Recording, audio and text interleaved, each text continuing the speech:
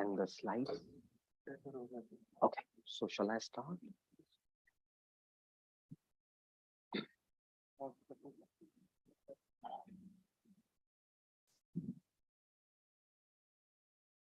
Okay, thank you.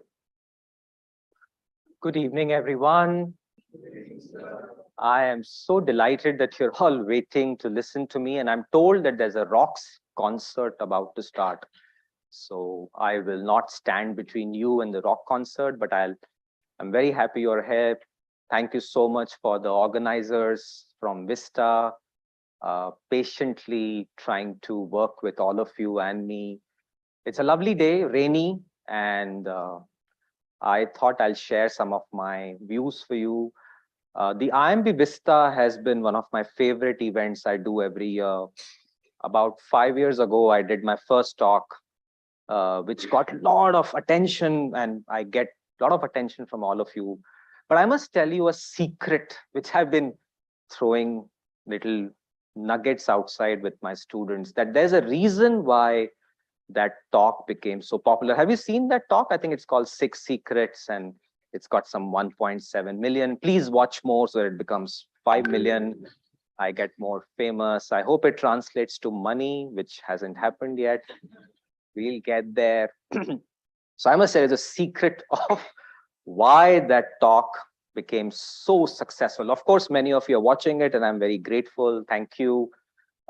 Many of you would be watching me live right now, so thank you for that. But there is one person in my life that really I must credit, who is the main reason why that talk became so popular. And that is my mom-in-law. So my mom-in-law watches that talk morning, noon, and night. And I got very curious. So I asked my wife, why is mommy watching my talk morning, noon, and night? And she's well-traveled, but she probably may not connect with English that well. So I called up mummy and I said, Mummy, why do you watch my talk morning, noon, and night? My mummy responded like this, that son, your voice very good. It puts me to sleep. So I said, chalo, kuch to fayda hua with my lectures, that at least my mom-in-law sleeps very well. So if any of you want to hire my services and put your bosses to sleep, you're more welcome. And that is a big reason. So that talk happened. I got lots of messages from students, which I still get every day. We try and take those questions, and we've started the conversations channel on my venture. So I'm going to build on that. So here is the context for that I started doing these talks, took the questions from all of you, did my next talk, then took more questions, did the next talk. And I've been doing many engagements with industry leaders, students, academicians, intellectuals. I started School of Meaningful Experiences in 2019, 18, at the age of 42. Not a great time to be an entrepreneur, because age definitely has a problem, but I was ready for it. In my heart, I knew this is the way to go. I finished my PhD. I really understand communication very well. I could have become a tenured professor in some university, definitely not IMB. I don't think I have the capacity, credibility to even crack the kind of standards the institute has. But I said that if I go to a university, I can teach 100, 200 students in a class, max. And I wanted to really transform the lives of millions of students, because communication skills are the heart of leadership skills. And that's what School of Meaningful Experiences does. And in all my conversations with students, academicians, intellectuals, I always got a pattern of questions, which is what this slide talks about. That there are 3 major questions that I get. The first is, what do I do with my life? And I'm pretty sure my earlier speaker, Ravi, would have given you even better ideas, but I'm going to give you my perspective on that what do I do with my life? It's a very important question. Our careers and what we do shape our identities. And it's a very big part of who we are. We want to be called a someone or a somebody, and career is that question. The second question, a very big question I always get asked, is that I have to make certain choices. how do I ensure that this choice, I don't end up in a failure? And what if I regret my choice? So we'll talk about that. And the third question is, I've also received this question from many of my students, which is a pattern, not really a question. I sense it in the way they speak to me, a sense of urgency to do something, that I want something right now on my terms. कि मुझे अभी चाहिए. मतलब morning में I have to start preparing for the exam, evening may I have to get inside the college, and in the night I should be a billionaire. And that sense of urgency, I acknowledge and I understand. It comes from our societal norms and the way social media is bringing us together. And we should talk about it. So in today's talk, I'm going to use these three questions as my foundation and start building on it. And then hopefully I'll take about 30 minutes or so to give you a perspective with my answers and then take your Q&A. Now, before I go further, I have this lovely book that I'd like to show you. This book is one of my favorites. It's by Gavin Ong Tan, very nice illustrator, visual expert. And this book is called Zen Pencils. If you have not seen it, go to the website. Excellent work. His social media handles are very good. And I'm going to read out. So what he does is, he takes famous quotations and speeches and translates that to a visual story. It's a very beautiful idea. So there would be a poem like Invictus, you'll find it. There will be Ithaca, you'll find it. There will be a very famous quotation from a famous leader. He's kind of changed that into a visual and translated that. So one of them caught my attention and I want to read it out to you. So here is what this famous speech by one of the famous social influencers talks about. His name, the name of the speech that he gave is called 11 Ways to be Average. What a brilliant title. So here are the 11 ways to be average. Number 1, accept what people tell you at face value. Number 2, don't question authority. Number 3, go to college because you're supposed to, not because you want to learn something. Number 4, sit at a desk 40 hours a week for an average of 10 hours of productive work. Number 5, go overseas once or twice in your life, always to somewhere safe and easy. Number 6, get the largest mortgage you qualify for and spend the next 30 years paying for it. Number 7, don't try to learn another language. Everyone else will eventually learn English. Number 8, think about writing a book, but never do it. Number 9, think about starting your business. What's the next sentence? But never do it. Number 10, don't stand out or draw attention to yourself. Number 11, jump through hoops, check off boxes, and then you will die one day. And I must show this to you.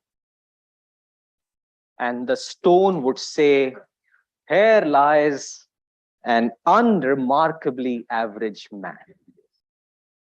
A very nice speech by Chris Gullibo, translated by Gavin Ong Thang.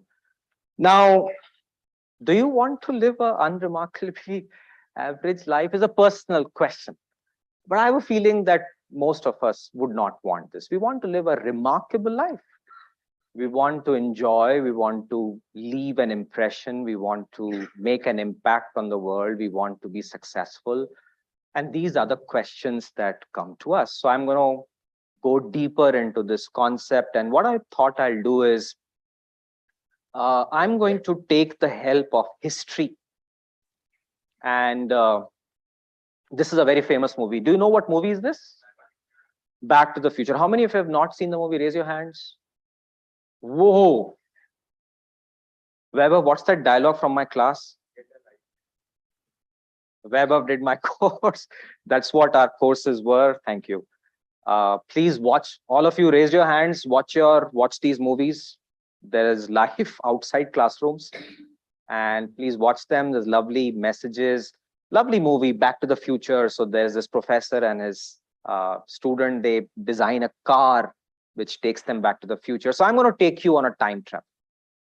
And why time travel? Because sometimes, when you go to the past, it helps you see the present very well. We may not be able to solve our problems, but we may be able to freshen our perspective. So I'm going to take you to somewhere around 1850s to 1860s, about 160, 170 years ago. I'm going to share with you three stories of three remarkable human beings, and their lives interconnected. That's the beauty of this. And I chanced on their story one by one, and I'll tell you the entire sequence. And it's a fascinating journey that at least changed my perspective that I'd like to share with you. Are you ready? Here is the first remarkable person from that era, Florence Nightingale. In 1854, and this is a background I must give you. Florence Nightingale comes from a very privileged society. Her father, and this is the time where, women are not supposed to get proper degrees, and many of them couldn't even enter colleges. Medical school, impossible. And if you want to read some books on that, fascinating accounts. And there were few universities that would allow medical profession. Women were not allowed. So Florence Nightingale comes from this kind of a world. And she comes from a very privileged family. Her father encouraged her and her sisters to read whatever they want. Their house was full of books. So they read a lot. And they also were educated by tutors and professors that they had in their society. And she studied math. And then the war happened. The Crimean War happened. And she said that I can't just sit here in London and sip tea and eat scones and buttered toast. I have to do something. I really want to help the wounded and the sick. So she took a training on nursing. And in somewhere in the 1853 and 84, she and about 20 other nurses were sent to the heart of the war. There was a military barrack or a hospital in a place in Turkey called Skaturi. And that's where these ladies landed. So their job was go to the hospital and take care of the wounded and the sick. So Florence Nightingale and a team of nurses go there, and it's an appalling hospital. Things are falling apart. There is muck everywhere. There is no hygiene. There is no sanitation. And imagine you are from a very well-heeled society who used to sip chai and have buttered toasts and have scones. From that life, you now are in the muck and stench of humanity. And you're supposed to save people, and you can't because it's such a dirty place that the infections were killing soldiers. So Florence Nightingale and her team did whatever they could. They are trained nurses. But the situation was getting out of hand, and soldiers were dying because of the poor sanitary and hygienic conditions that were there in the hospitals. So she goes up to her superintendent and she says that because of so much of dirt, people are dying. So please help me get some budgets to clean the hospital so that I can give proper care to my patients. And the superintendent said that, Madam, I don't have budgets, first of all. And even if I do, I'd use it in the places where I'm doing it. So I don't buy your argument that more soldiers are dying because of these conditions. So she now knew that she had to now gather the proof. So now she starts to do her work. And this is from the time that she had saved from her sleep. So she would take care of the people. She would walk around with that lamp. And that's where you've seen that picture, lady with the lamp. And she would, in the spare time that she had from her sleep, would start collecting data. So she started to put columns of numbers. So she calculated how many soldiers were there in the hospital, how many of them were dying from terrible wounds that, will anyway kill them. They're very painful and they will hurt them. How many of them are dying from infections? And how many of them are dying from other problems? So she created 3 columns and she tabulated soldiers month after month after month. And now she knew that there were more soldiers dying because of infectious diseases than the number of soldiers dying from wounds and dangerous diseases. So she goes up to this superintendent and shows the table. And the superintendent is like, Madam, I don't understand this. Imagine a spreadsheet full of data. It doesn't make sense to him. So he's like, Madam, you're wasting your time. You are a nurse. You please go and do your nursing duty. And she's like, look at the data.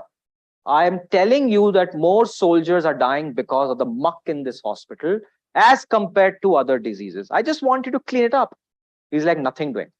So she goes back and she's like, okay, how do I convince this person? So she actually draws a diagram. And all of you open your cell phones and Google Florence Nightingale rose diagram right now. This is 1854. So the same data that she had tabulated on columns, she now draws with her own hand using 3 different colors of ink, a kind of a coxcomb, a diagram which has red color, blue color, and black color. Imagine this is a nurse doing data visualization in 1854. So she creates this amazing chart, and then she goes to superintendent, and the superintendent's light bulb lights. Oh, this is dangerous data. And she's like, yeah, that's what I've been trying to tell you. So the superintendent immediately says, Madam, we need to take this data to the authorities. I will set up a meeting for you with the inspector general. So there's an inspector general, and the budgets come from the inspector general. So Florence Nightingale is now giving presentations to military officers. So imagine we do presentations with PPT and I do it for a living. She now is standing, a nurse standing in front of inspector generals and military officers. Look at this data. More people are dying in the hospital because of infectious diseases than horrible wounds and diseases. So everybody saw the point. Everybody saw her charismatic communication. Everybody saw that she was driven. And they all said that, Madam, what do you want? And she said, I need budgets to clean the hospital. And they're like, okay, and then what do we do?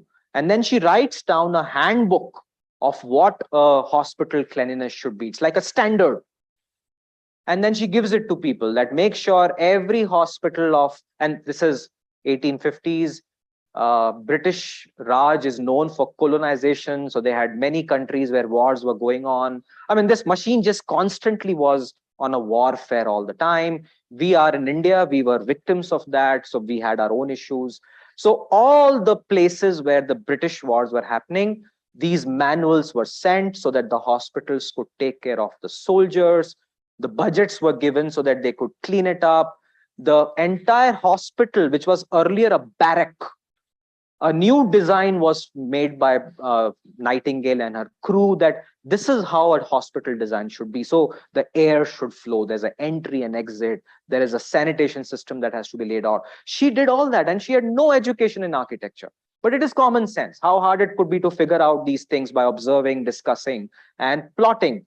So she does this, goes to them. And now the inspector general says, Madam, this is amazing. We have to put you back to London, go and talk to the queen. So she goes to the queen and presents there. And the queen is like, or the king. And they're like, my goodness, are you serious that we never took any focus on this cleanliness? She's like, no, even now. And this is in London and various of the hospitals. She said that situation is better in these hospitals, but least priority of medical sciences. So because of her work, the entire focus of hospital administration shifted from saving lives to also giving reasonable quality of life to the patients. And that is Florence Nightingale. So Florence Nightingale is not just a nurse.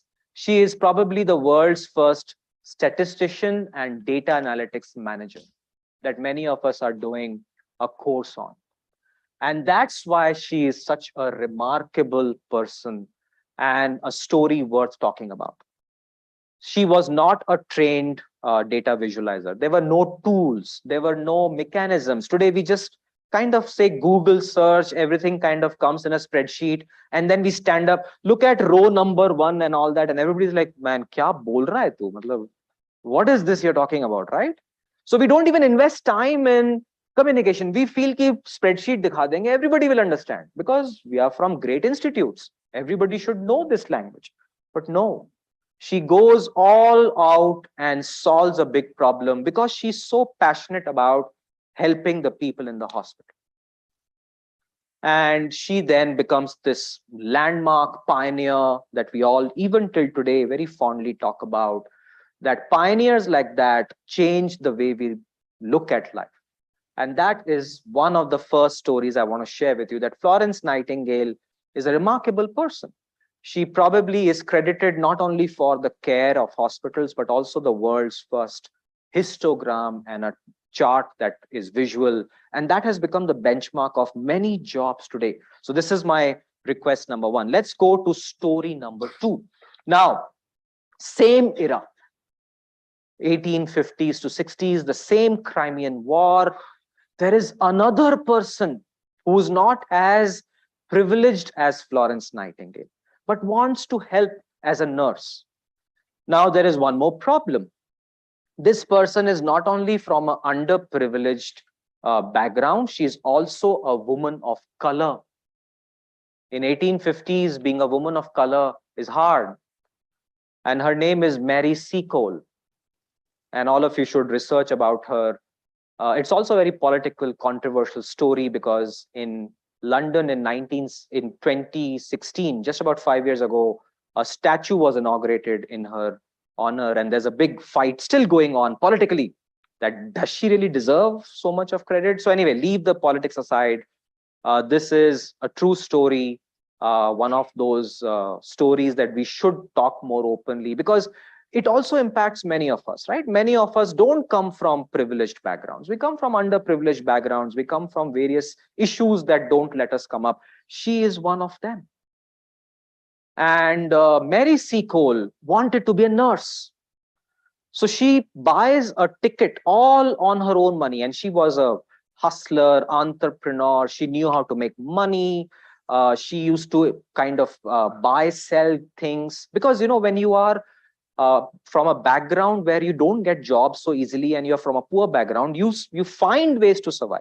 So she was in all kinds of things, including finding gold and selling it. And she made some money. She bought a ticket, and look at her conviction that I'm going to help the British soldiers. And she's half Jamaican, half British. So she was living in London at that time, or somewhere in that area. So she gets to know the Crimean War.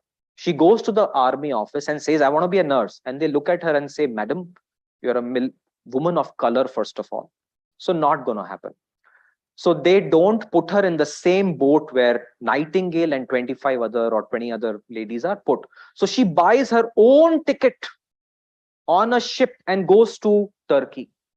And there she asks for an appointment with Florence Nightingale and says that, please take me as a nurse. You have 25 people. I'll be the 26th and I'll help. And she's asked questions like, why should we hire you? Where is your certificate? And she has none of them. Right? I mean, you now are finding ways to just reject her. So she was rejected. She was politely said that, sorry, we can't help you. Our positions have been filled. Should something open up, we will WhatsApp you.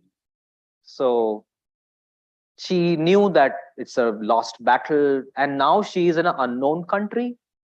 She can't go back. She doesn't have the money. But her dream is, I want to help the British soldiers. So she doesn't give up. So she she spends the night in that hospital. Then she travels all the way from that military hospital to the place where the war is happening on her own with one or two people. She probably hires mules or horses, lugs her luggage, and starts to walk. And then she reaches this place where there is the war going on, and somewhere safe 2-3 miles from the action, she opens up a small store. Now imagine, I mean, if we are in an unknown country and we have to do this, how easy or difficult it would be. I mean, it will be harrowing for at least someone like me. I won't even know the language probably. There would be people who look at a woman of color with strange eyes at, what are you doing here? But she doesn't give up. She somehow figures out how to open up a store. And the report that I read was that she even went to markets and picked up unknown doors and windows so that she could just create this small place for herself, because she couldn't afford renting it out. And nobody would give her a place to do her business. They all doubted her. So she did everything on her own. She built a small little hut on her own with 2, 3 people, started to put together the supplies. And she was very fond of cooking. So her core strength besides nursing was cooking. So she started cooking for people. Now imagine, you have to now find the ingredients to cook British food. That's her target customer, right? The British soldiers started to hear about her because they were homesick. They wanted a good buttered toast, possibly. Now, this lady had it. Now, imagine, where would she get the butter and toast and the heaters? She figured out the entire supply chain, the entire raw material. She also figured out where to get alcohol, brandy, and other things, because British soldiers would need them. Then she started to put together 5 beds so that they could sleep and charge money from them. And her entrepreneurship grew. And her account has been documented in various British soldiers. And she was one of the most famous celebrities in that time. Everybody knew her. She also started then doing the next step, that, okay, if there are soldiers now coming to me, some soldiers would come and say, Mary, madam, I have stomachache. So she would cook up some potions and give it to them. They would sometimes fall down and she would nurse them to health. So she actually started nursing.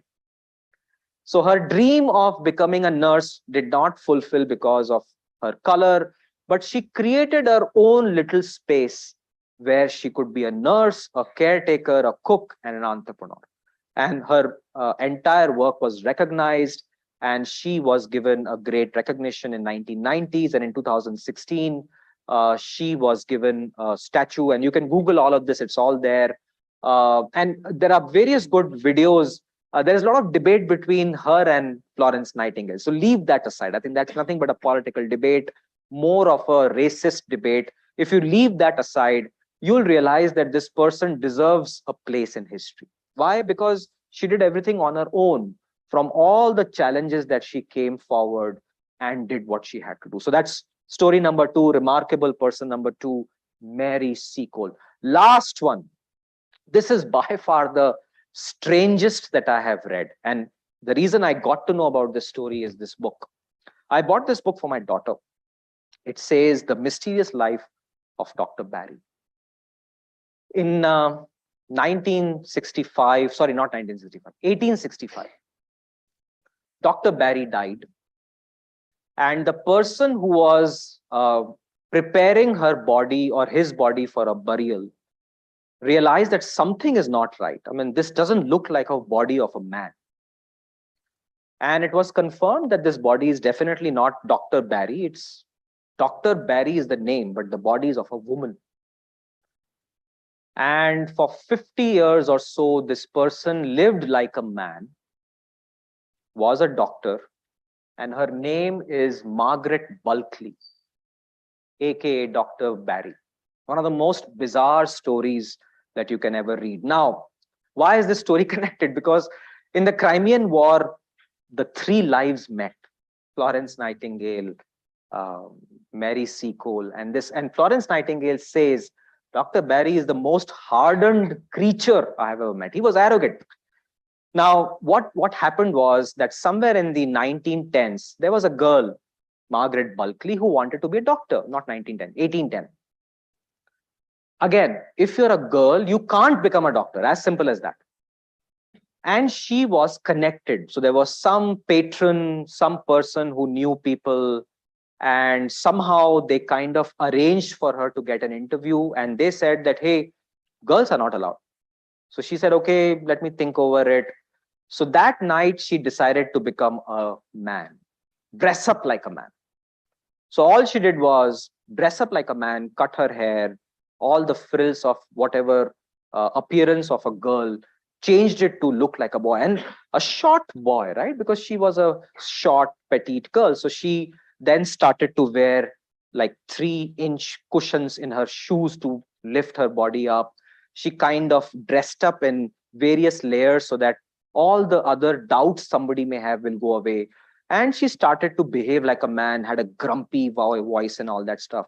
And the story says, it's a fascinating book, from somewhere in Ireland where she was living, she takes a ship to Birmingham. That's where the Institute of Medical Sciences was. Now, if you're dressed up like a man, the ship had the male quarter and the female quarter. So where would you sleep? Male quarter. So she goes to the male quarter. In the male quarter, there are guys, blokes, and it's like a room where 4 people sleep together. And they're all in their chaddis and banyans and ready to sleep. Now, one bloke says, "Hey, buddy, welcome. Why don't you open your clothes and be comfortable?" And she's like, "No, no, I'm cool." Imagine the challenges for this person in 1810. And that's not all. So she or he, by now she's a he behaves like a man, and this is the imposter syndrome, right? Every second of your life, you're worried somebody will call me out. But I have a dream to become a doctor. How far would you go in your life to fulfill that dream? I think this is that story. So by quirk of fate, Margaret became a doctor. There is a strange episode in this book, which is like destiny. There's a physical examination. And that particular day, the physical examination didn't happen for her. And she did not, nobody knew that she's a woman. So she sailed through by destiny, became a doctor. Now there are no jobs in London for a doctor. And the army was in war. So there was an opening for a hospital surgeon in the army. He applied, and went there. So he was shipped to South Africa. Now the story becomes interesting. In South Africa, slowly her talent was recognized because there was a lot of diseases, there were problems. The governor of this place, again, British colony, the governor's daughter was expecting a child and she was very sick. And Dr. Barry was called to help. And Dr. Barry knew from the moment that this baby and mother both will die if I don't operate her right now. So Dr. Barry has gone down in history to be the first surgeon to do the cesarean section that day. And this happened in the 1830s. And her fame exploded. He was now invited to various positions because he's now a legend. And the governor's daughter was rescued. The baby was saved. From there, he was promoted. He was sent to various places. Now he has to still behave like a man. Nobody knows that Dr. Barry is actually Margaret Bulkley. So he has to behave like a man. How do you behave like a man? Go to pubs. That's what men do there, right? And what do men do in pubs when you get drunk? You fight. So Dr. Barry also started fighting. And in one such crazy altercation, the other lieutenant and Dr. Bulkley went into some really heated conversation, and both of said, "Chalo bahar goli mare ek dusre ko." So both of them did a duel. And Dr. Barry was injured, a bullet hit her. Now comes the problem. If Dr. Barry is injured and has to be taken to the hospital, what happens? Somebody will find out. So, and this is like a movie scene. So Dr. Barry stitches himself, which is there in many movies, Rambo also, right? Now you know where Rambo takes inspiration from. So she did it herself because she could not reveal the identity. And then she was reprimanded, or he was reprimanded, and was demoted because of this incident. Then the court found out that it was not really his fault. It was a drunken brawl. The other person was a little bit abusive. So fine, given full honors, but lost her job. So her godfathers, whose daughter she had saved, he got her back and she got another job. And she rose on again to become a very successful person. And she retired as the Inspector General of the Army Hospitals. Not a mean accomplishment in those days, in 1860s. And that is a remarkable story of this person. And now after her identity was revealed, a lot of people said that we kind of knew, but we never did anything about it. That's okay, again, a debate, and let's not worry about it. So let me summarize the 3 stories so that then we work together, and then another 5 minutes or so, I start taking your questions. I started my talk with all of you on this fascinating account of an unremarkably average person. And then I shared with you 3 stories of remarkable people. Now, what can we learn from them? These are the 3 questions that I talked about. And now let's see if we can figure something out, that what can we learn. Question number 1, what do I do with my life? My particular submission and my answer to all of you is that I think if you look at these 3 people, they all had a consistent answer about their careers. And that consistent answer was that they were excited about helping people and taking care of them. And that becomes the first thing you must do, that choose something that excites you. It's not very difficult. It's also a little scary, because the problem I've heard students say, sir, what if there are 5 things that excite me? Of course, you have to reduce them to 1. And these are challenges that you have to work, but choose one area that excites you. Also, you may experience that you may be excited with one thing today and tomorrow it may not excite you, which is happening a lot in your age group more. And that's because of social media and the disconnection with your true self. So please start reflecting on your own self. Please start analyzing your own likes and dislikes. But request number 1 is, the simplest answer of what do I do with my life is, choose something that excites you. You cannot go wrong with that. After 15 years, I still am excited by teaching. Though there is very challenging times ahead, I wake up in the morning, I'm like, hey, I'm excited. This is fun. Okay, there are challenges.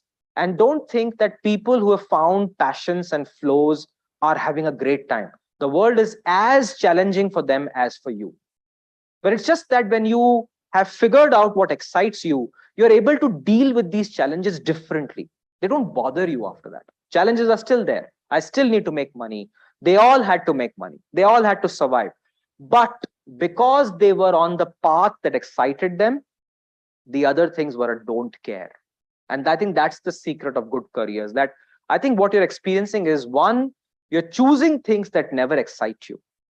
And second thing, the challenges are still there. So it's like getting crushed from both sides. And that's why there's a lot of disillusionment in all of the students that at least I meet on. So these 3 remarkable people found their exciting things.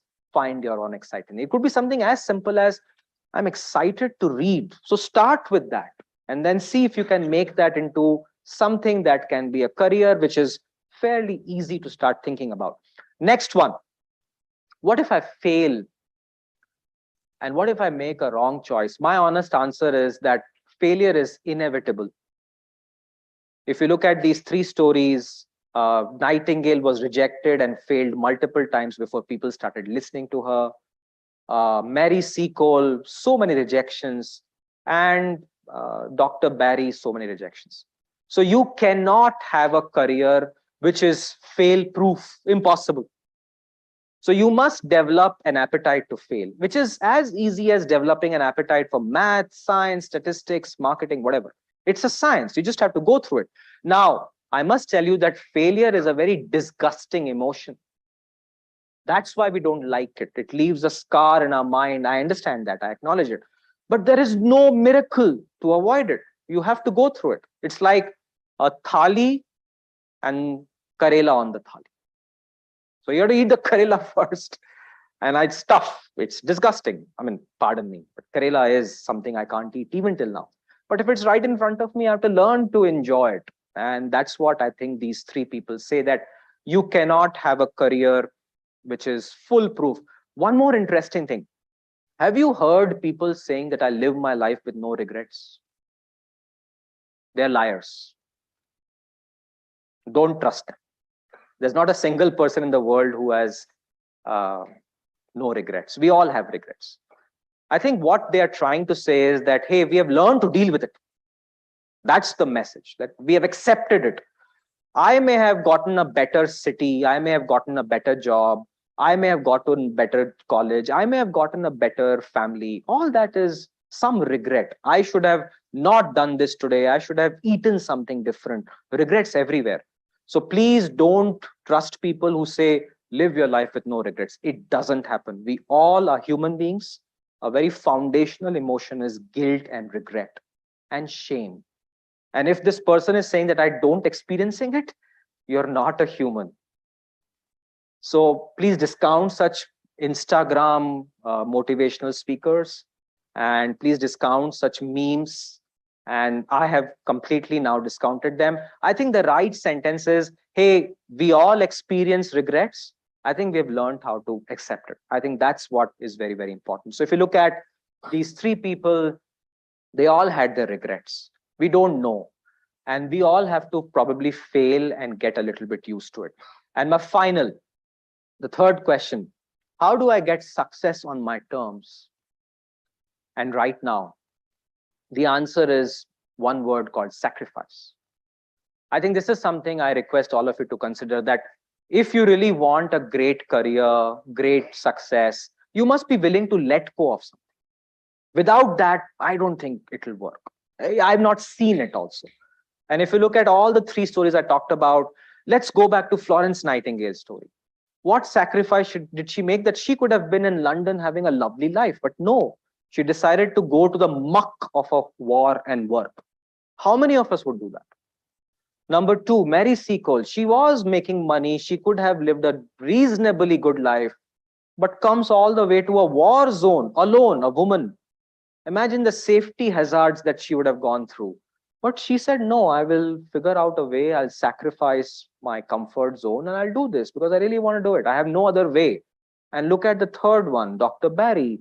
What price has that person faced? An imposter syndrome for about 50 years.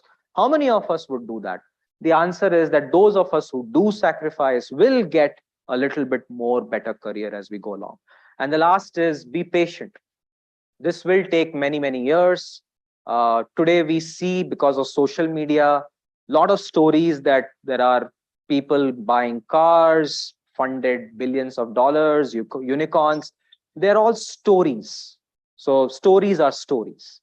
And you have to take them with a pinch of salt. But there's patience in those stories. They all have gone through their hard work and now they have reached where they are. So please don't discount time and be patient. So finally, my last, and then we will open to questions. Here are my final things, that please invest in the following skills that these remarkable people have. The first is the influence and persuasion skills. That's very important. Florence Nightingale had to change the military officers. What is influence and persuasion? They have a view, change it. How does that happen? Not by showing spreadsheets, by talking, by presenting, by listening to their questions, and they'll be like, no, we'll not do this. You don't give up, you come back again and do it all over again. And those are the things that I think you will enjoy more if you start doing now. That's the subject at least I focus on, which is persuasion and influence. Second, this is something many of us have stopped doing: deep research and art of questioning. And I can tell you stories of how the art of questioning can change your life. One of my next talks that we do is going to be a talk on how a person questioned the foundations of education and changed it. And I'll talk to you about that. But without questioning, this will not happen. Margaret Bulkley questioned the system and changed. Mary Seacole questioned it and changed. And Florence Nightingale also questioned it and changed. So please have the art of questioning. It is absolutely okay to challenge the norms, but do research as well. Third, all three stories could not have survived without networks and collaborations. All right, you need people. They are not one woman, one man shows. You need support. And this is where I think many of us are going wrong, that we are getting more and more isolated.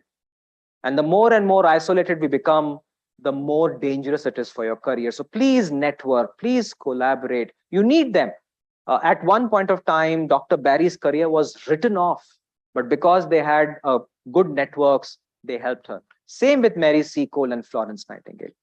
The fourth one, planning with execution.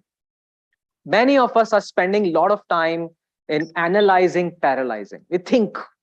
So please start executing. You take up a target, execute it. Even if it's a very bad output, but please execute it. It's a very important part. And the last is entrepreneurial thinking, which is, entrepreneurial thinking is all about, hey, let me do this. It'll fail. I'll figure something out and let me do it again. And the word entrepreneurship comes from this whole opportunity to make money. So please start doing that and your careers will be a little better. So I'll stop now. This is where I will pause. Thank you very much, Vista team. Any questions? I'll be happy to take. Go ahead, questions. Yeah. This is my mic, is it? Okay. There was this sound from here. Yes. Many of us have heard of saying that in order to make something extremely something extremely of good quality, you need to work in isolation. Yeah. You need to cut yourself off so that you can give your full dedication, full attention to that one idea. Yeah. And the idea you are giving, that I understand the networking and collaboration is important. Yeah. But how do you work with the both without conflicting? Yeah, a very good question. So I think many of you will be conflicted in these multiple things, but you have to put things in context. Working deep research, which is that den where you isolate yourself, doesn't mean that you stop talking to the outside world. These are two different contexts. I think the context one is you need to find spaces where you research. All right. That has nothing to do with collaborating with people. When you work with those systems and you have this idea, you have to work a lab. This is the famous story of all the entrepreneurs that they spend 30 hours, 3,000 hours researching. The question is that, okay, when you have to come out, you need the society. You need a place to sell. You need a place to get the supply chain and you need to move forward. And if you look at this, again, I connected to various movies. Have you seen Ocean 11, 12, 13, the three? You've not seen? Homework for you, watch all the three tonight. Please watch such movies. So very nice situations. They're all very deep inside their work, but they know who to contact to get their work done. It's a phone call. That's what networking collaboration means. So networking collaboration doesn't mean surrounding yourself with people. It means you should know who to talk to, who to connect with, and you need some social structures for making your complementary skills. As a startup founder, my biggest problem these days is that I need to also find the right people. And that is very important. I alone can't do that. So that's the way to think about it. Okay, thank you. The lady behind you, her hand was first, then I'll come to you. Yes.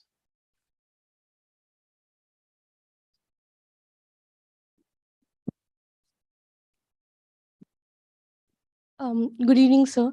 So actually, I just had a query that in all the three examples that you gave in the presentation, they didn't have a time boundedness. That's what at least I felt. Yeah. In today's society, like even if suppose we have a gap year, we have to justify in interviews that, why did you not do anything during that time? So how does one then balance, if suppose I find something exciting and it's taking time to, like I need time to nurture it. Yeah.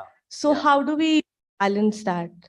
So I sense two questions. There is finding time, which is a gap year, and then doing something. No, that so like excites I'm you. saying that how do we give time to something? If suppose I find something exciting, I found that I like this. Yeah. But it's taking time to, yield the result. Yeah. But in the meantime, society is expecting things out of you because you can't just keep on doing the same thing. Like, they had the time to actually figure out what they wanted. That's what I'm trying to ask. Yeah. So again, I get the sense of your question. Please sit down. Society will always be there. We've discussed this in my other lectures as well. See, at the end of the day, all three stories went through their societal challenges. If you read their biographies and about them, they had their societal pressures. I'm pretty sure Florence Nightingale would be under pressure from her society that, hey, why are you wasting your life there? You can come here. We'll get you married to a nice baron or whatever. Same challenges that we have. Society is the same everywhere. And the society expects us to behave in a certain way. So the question you're trying to ask is more or less, do I fit in or do I stand out? And that's a compromise. So my request is that if your society is very, very important for you today, it will also imply that they will be important for you tomorrow and in future. So then it goes to a fundamental question that are you going to live your life for yourself or are you going to live your life for the society? And that's the foundational question that most of us, because of our education system, are taught to live what societal norms are. So do this because of society, do this because of that. So I'll give you a simple framework. I might have done this earlier. There are 3 equations. So take a pen, paper, and write down all the things that you are excited about. So that's column number 1. So let's say you have 5 things that excite you. Now make 3 more columns, and on a scale of 10, plot down that this excitement number 1, how much financial returns I'll get on a scale of 10. 10 means very high and 1 means low. The second is how much of social benefit I'll get from this. Okay. Because I become an engineer, I'll get a better job and also a great marriage. So maybe that's the societal pressure, right? And the third is personal benefits. Many of us don't get personal benefits. So maybe your chart would have some numbers, and this is a balancing equation. So what you will then do is you will start looking at yourself that, okay, I'm now compromising on my career because of financial and social obligations. So you make peace with that. Then you have to sacrifice. Remember the word sacrifice? You sacrifice your personal choices. My father did that. My father very openly talks about it. There is this various other movies. You remember 3 Idiots, Farhan's father? There's this dialogue that we had money only for 1 air conditioner and we gave it to Farhan. So our societies do have that, hey, I could have also become follow my dreams kind of a father. But at that time, I had no choice but to do this. So I sacrificed my dreams and I did that. So use that sacrifice word more. And it is okay that you sacrifice your dreams and follow the societal norms. These are very personal choices. But I think you must remember, and there's a word that will come to you, that let's say you do sacrifice your personal dreams, you will experience an emotion that starts with R. What is that emotion? Regret. Regret, right? That has become a very strong emotion for all of us. That I thought there was this quotation I read that regret is going to always haunt you. And why does it happen? Because the modern societies, we have this one life to live culture, right? And one life to live culture is also a little bad because we are now becoming more self-gratification kind of a person that mujhe sab kuch abhi chahiye. That's the whole equation I wanted to that. So if you can minimize your regret and say that I'll accept it and move on, I'm okay with that. Most of my students, my peers, my batches, many of us, when they sit with me and we have dinners, mostly they all say that, hey, I also wanted to do this, but I think it's not possible anymore. So they've made peace with it. And sometimes making peace with your life is the best career choice you can make.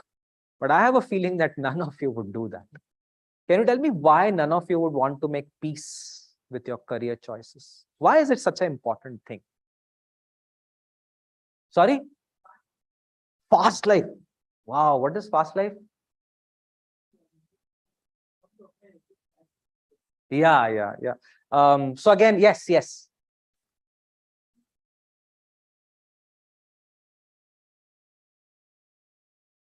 Probably, yeah, that could also be there. Yes. Very good. Yeah, very good. I like these answers. Yeah. You'll not get another chance. And again, this is, yes. Very good. What will I put on Instagram? Right? What is this social media? Cracked consulting, bro, love you, such an inspiration. And one more, I find this hilarious on this social platform, which I will not call, but starts with the letter L. I didn't say that. And so 3 times I failed into this company, but 4th time I got it. And my message to you is never give up, resilience, hard work, and some 6 million likes and 14 million comments below. I'm like, my God, everybody has to go through it, right? So the point I'm trying to make is all of your answers are resonating with that. Our culture has now reached a point where we're highly westernized. Western culture has the philosophy of one life to live. Maximize it. Maximizing equations are always very hungry. A hungry equation means you need to feed it. And you feed it with all your life. And that too at the age you are in, because you're all very impressionable minds. At my age, your impressionable ideology will change. Theek hai yaar. It's a very different phase of life. And this is the Maslow's hierarchy that we teach. So does it make sense that it is okay to be hungry? But please remember, you'll have to pay a dash. The word starts with P. That price you have to figure out. If you are hungry for success, forget friendships. Well, it won't happen. You will have to sacrifice them. And once those friendships are gone, when you become a little older and you call them, nobody will pick your call. So make peace with it. Yaar. Now you have a big car, live there. Why do you want friends? But I have a feeling that when you have a car, the problem is here, I have to show off to someone. No. So I need friends. That's the tragic problem that you have ended up. So these 3 columns are always going to pull you. The moment you go towards money, society is gone and personal is gone. The moment you come towards personal, finance is gone. So you're always like delicately balancing your act, which is what we're teaching you. That why do we come to educational colleges is we're helping you figure out, hey, deal with it. Yeah, it's not that difficult. Make your choices, call it out, and make peace with that. Okay. Go ahead. Yeah, there was a question here. He had a question and then we'll give it to you. Team, how much time do we have?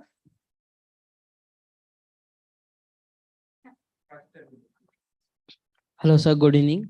My question is, whenever you tell live your passion, all that self-doubt is comes to within our mind, whether it is going to be a great or whether if you want to be a writer, I want to be a writer, whether I will earn money or all other social factors will influence.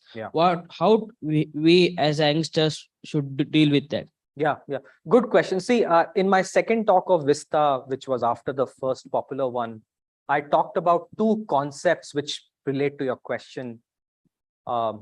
Many of us students, including me and the world that I come from, there is a theory that I talked about in that day that if your self-doubt is very high, that you're always doubting yourself, possibly the reason could be the surrounding that increases your self-doubt. So it could be your friends, it could be your parents, it could be your Instagram positions that you are following, and you're watching your friend is now in Greece and taking a selfie. Now he might be going through a divorce there, you don't know.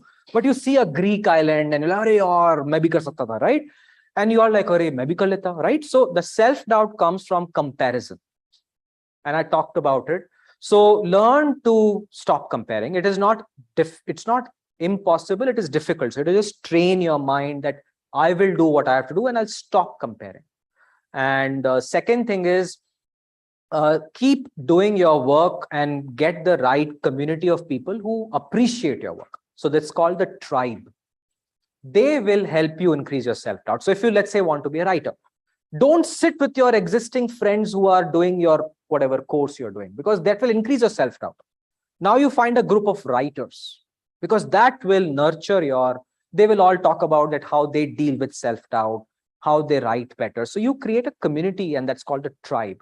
And the final is that make sure that you finish what you started. So you publish a book and let the market tell you that was it a disaster or a success. And then comes the process. So this is the entrepreneurial mindset. And it's the same that I talked about, that self-doubt will happen. It's inevitable. All 7.3 billion, we always doubt, okay, am I doing the right thing? I mean, I'm an entrepreneur and a CEO. My one decision can damage my company. So imagine my self-doubt. But I have to train myself that, hey, let me just not compare. I've stopped reading many of these publications where there is unicorn news, funding, that story that I got rejected by 79 VCs, I got funded again, believe in yourself. I don't read all of that because it doesn't make sense to me, right? They would have gone through their hard work. I'm going through mine, but their focus can change my self-doubt. And the last is people with high self-esteem will have less self-doubt. Our self-esteem comes from, hey, I think I like myself. I love myself. There's a movie called Jab We Met. Have you seen that? And there's a scene, Main Apni Favorite Hoon, right? So that is self-esteem. For the first time in India, somebody talked about it. That's why that movie is a landmark movie. It's always about, no. Don't look at the mirror. It'll mess up with your mind. Zyada chane ke jhaad pe mat chadho. Our institutions teach us not to respect ourselves. Our institutions teach us to be very critical about ourselves. Ki zyada upar mat chadho. Aaj first aa gaye, be humble. They're teaching us the right things, but in a wrong context. The first thing is we should celebrate ourselves. Ki you wake up in the morning, look at the mirror. Kya lag raha hai yaar? Amazing. And what do? Damn, shit, horrible. I don't even like myself. So we need to change all of that and balance that. And that's the self-doubt. Great question. Good evening, sir. My question is on analysis paralysis. So too much analysis leads to paralysis. Yeah. But how much is too much? यार ऐसे question क्यों पूछते हो तुम लोग यार?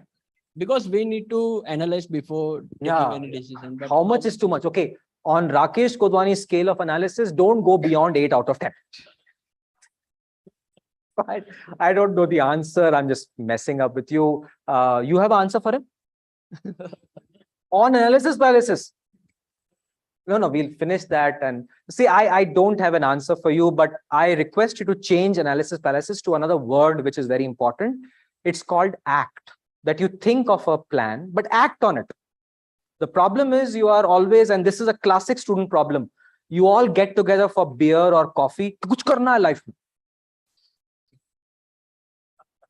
What happens when that beer and coffee is over?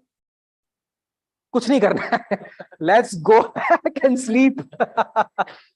So that's my request to you. Ki kuch to coffee piyo and go and do something, and that's the act part. Okay. There were 1 or 2 questions, and my organizers are going to kill me. I'll come to you. There was a question there. And then last question. Yeah, last question. Yes. तुम लोगों को rock show में नहीं जाना क्या? तो फिर क्यों क्वेश्चन पूछ रहे हो इतना? Okay, sorry. Good evening, sir. So my question is more of a perception based, like in the third case as Dr. Margaret, do you think that after she had given surgery of governor's daughter and it had been a success, if she would have revealed her identity, would she have been accepted in the society? Because she was in a self-doubt, right? Yeah. That I won't be accepted and I'm a female and those things. Yeah. So that milestone success, do you think that it could have been accepted? Very good question, very deep, and I don't have the answer. But if you look at the context of that era where a woman is not supposed to study and definitely not do these things, may not have been favorable for her. It could have also been resulted in maybe jail and capital punishment, and various things can happen. So I don't know, but knowing the social constructs, when you have men who don't let you come out because you're a woman, I don't think just because you miraculously saved a person, the world would have accepted you. So the question you're really asking about is acceptance. And we're going through that, right? In our society, for the first time, we're also talking about gender and sexuality very openly, which is a great thing for us. But still, many of us feel doubtful. And imagine in 19th century, 18th century, stories like Alan Turing. And, we know what happened. Today, would Alan Turing, if it would have come clean, what would have happened to him? Maybe things would have not happened what happened. He was chemically castrated at that time. So I think the world has a context. So that's why I took you to history, that you should realize that those 3 people had very similar challenges that you have. And the world was slightly different. So in that operating context, they took that decision. But if those 3 people were there today, they would not have taken those decisions, but the challenges would remain the same. They would still have to cross the barriers, and that's how it helps. So does that make sense? Excellent question. Yeah, one last and then we'll close. Rock show mode.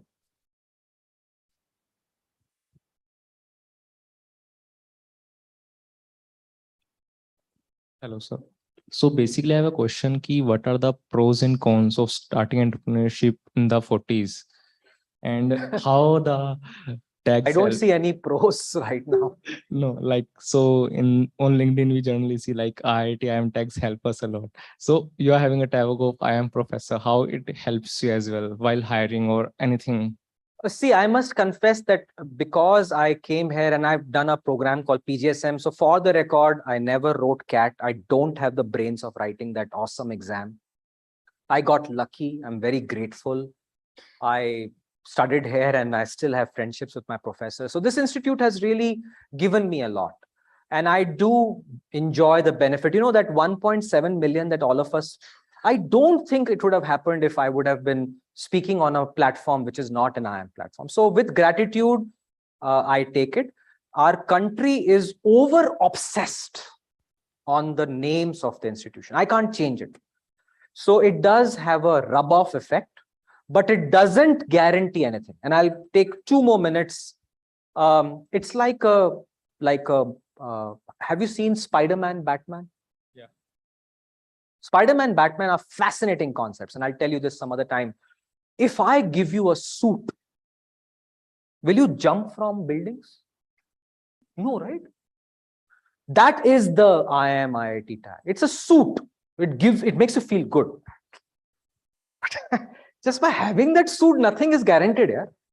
And so you have to have that guts and you come back home bruised. So last month I pitched to 70 VCs, all 70 rejected me. None of my IIM thing helped them. I wish that day comes. I mean, I always remember that. Have you seen these movies, South Indian movies, where the hero kind of runs and comes inside and there's a slow motion thing? I wish I had that entry in my classrooms.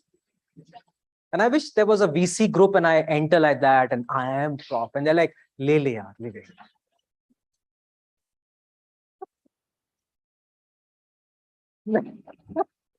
They look at you from the same doubt. And I will not name this amazing person who's coming on Shark Tank, whose name starts with A and G. Kya chal raha hai? That. So it's brutal. So I think the advantages of starting late is little bit wisdom, little bit networks, and little bit clarity and family support. But the disadvantage is I don't have the energy that I had at 21. So I get exhausted these days. I'm like, mar gaya yaar. Right? And then children, family, I have bills to pay. I mean, I have serious self-doubt when I look at the education bills of my children and I don't have money in the bank to pay it. Ask me about it. Ask me how I passed the last few days of the month and the beginning of the one when small money comes and it's all gone within 3 days. It's been 15 years that I've been living that life. But every day I wake up here, I'm excited about it. Nothing is telling me to stop. So as long as you wake up in the morning and you are excited, okay, I think I'm in the right track. My people around me are also giving feedback that, hey, Rakesh, you're on the right track. We'll support you. Paisa nahi denge, but support denge. This is the dialogue I have in my office. My audience and my team says, sir, what do you give in return? And I say, love and blessings. So they all give love and blessings. And sometimes I say, yaar, paisa de doge to theek rahega. Love and blessings bhi acha hai. But paisa ghar chal jayega. And they're like, no, this is the decision you have to take. So please remember, make your choices. As long as something excites you, I don't think you can go wrong. But thank you very much. I had a great time with all of you. Thank you.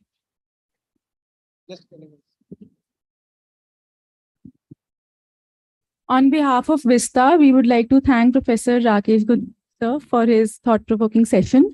A token of gratitude from our end would be given by Oh, how nice. Institute.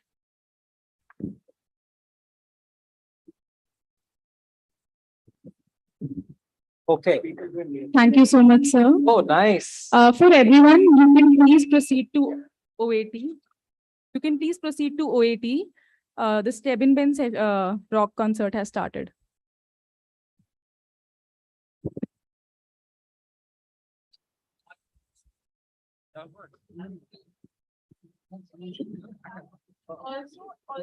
Also, everyone who doesn't have an accommodation inside the campus, you have to leave the campus by 10:30 max.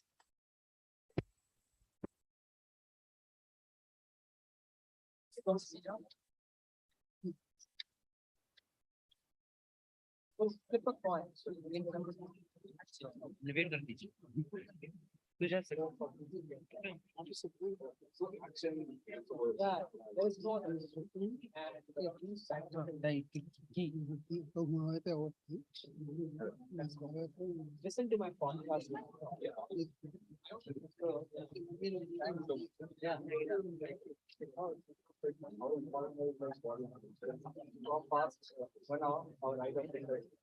So very important. So like how to improve our body, how to be more interactive. So all of you should try and look at the actors, performers. I'm performing. Yeah. So I have to practice. Okay, I practice. Do that. Practice like how to stand straight. Look at the audience. So try and act like a speaker or a communicator. Even in, so I'll tell you how we act in French, right? We do fist bump and shoulder acting, right? Imagine doing it with your manager, very proud. With Professor will explain, right? So it's acting. Our bodies do and our personalities act according to our. So learn to now find a consistent pattern and practice, nothing but practice. And you have to now look at how professionals behave, look at videos of how they do things and pick up on it. And don't hesitate to copy them. Except when we How frequent you message back on the app that start with little L? I don't much these days because it's too busy. My life is Breaking me contact. See you. I'm very bad at all of that because now my focus is surviving 21 people's salaries. But I do read. I do feel grateful. So I'll try my best to read.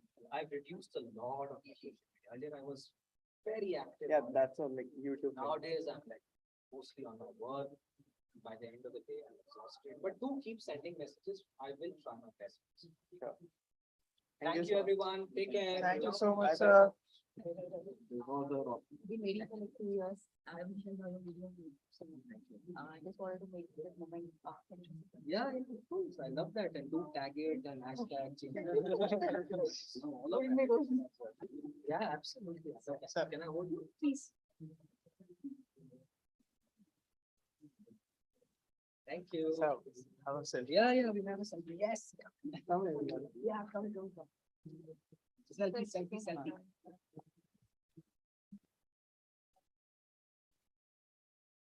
We can take a photo. Very nice. All of you have tagged me, okay? Yes. Eric, can I hold you?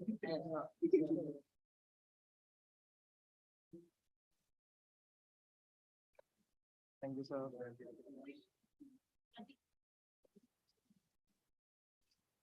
Thank you, everyone. Thank you so much, sir. Bye-bye. Yeah. Photo. What's the number? Telegram पे डाल दे. Telegram में नहीं. Telegram में डाल दे. Are you on the fire? हाँ, Telegram पे मिल जाएगा भाई. Thank you. She's waiting.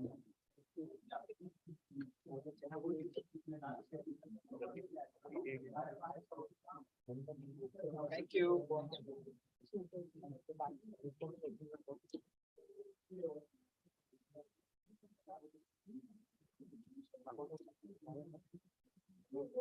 Thank you. Oh, 1 minute. I want to text. Can I hold you? Of course. Thank I you. want. Come. Hari. Oh, 7. Can I hold you? 6 the back.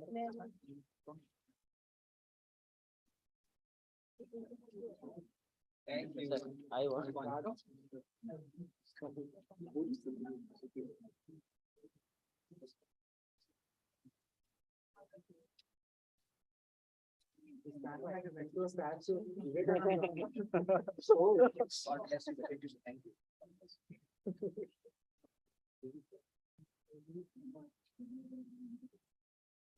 Thank you.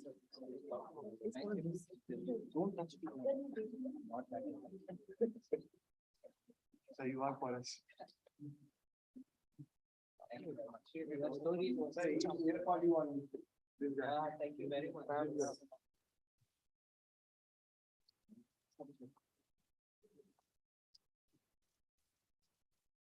Next time you gotta keep a stall for your all your books.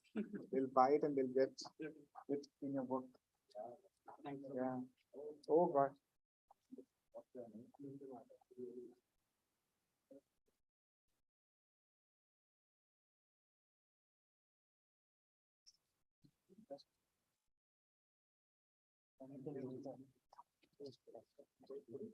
Thank you.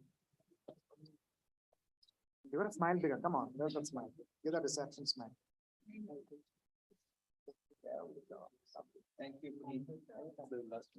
Send me the pictures for the autograph now. Pedro, where's your phone? You won't be able to find me afterwards. That's I fine. need to run after this last photo. We need to go out. Yes. Why so serious, buddy? Wink at the camera. Okay. Thank you. Thank you. This is your policy also. Heads up, Mari, madam. Oh. Everyone. Whoa. Heads up. Anybody else wants to? Thanks a lot, sir.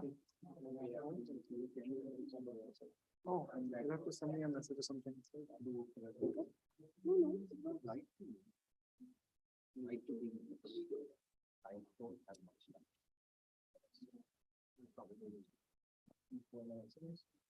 Eating. You write to me on my email. It's nice. Thank you, sir. Take care. Bye, everyone. Yeah, you can write to us. I'll see, but I can't.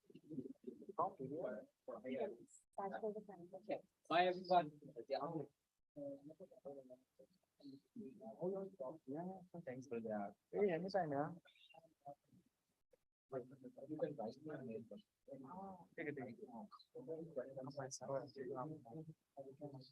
ठीक है मैं बात करता हूँ ठीक है चले गए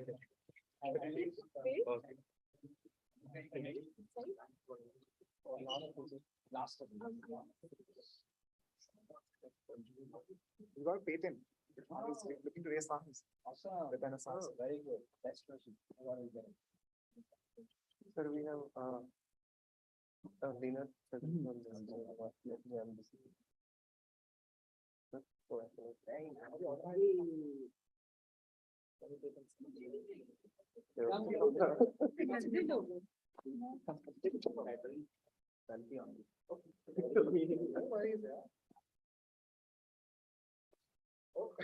I thought you said waiting.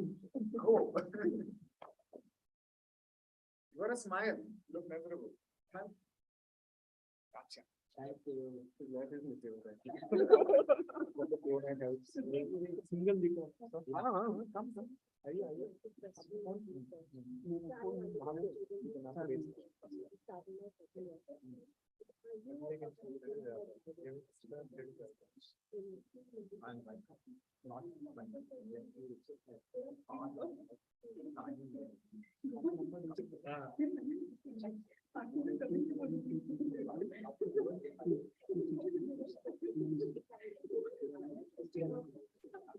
Contact is fine.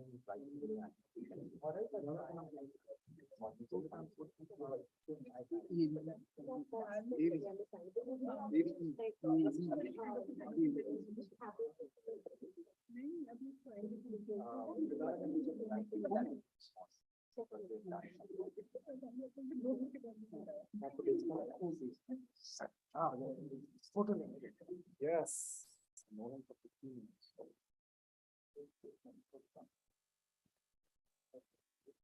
Chandrakant sir आपको हंसना पड़ेगा. हंसता हूँ सर. रिसेप्शन वाली स्माइल किधर गई आपकी? शादी को बहुत टाइम हो गया है सॉरी वो बस हंसाने के लिए Puneet will go. Well, I come back. Yeah. Thank you. Always. No,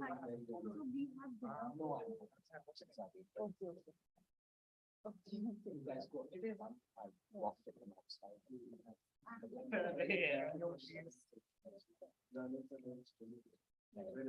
Everyone was waiting for this. Yeah. Yeah.